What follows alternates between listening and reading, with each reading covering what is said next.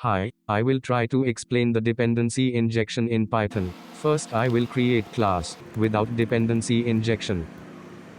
I am creating class, with name API client. API key and timeout is dependency to the API client class.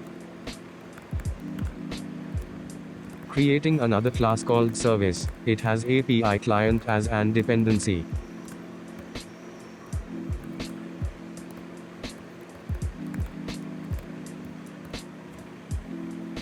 Now I am creating main function, it will call service class.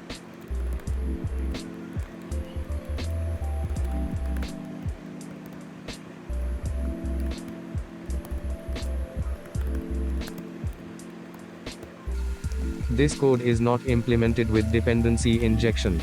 Now I will change to dependency injection.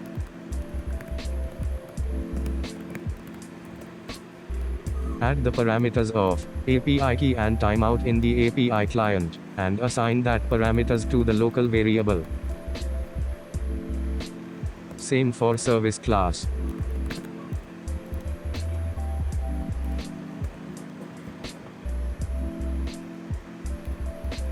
Now we can send API client as a parameter to service class.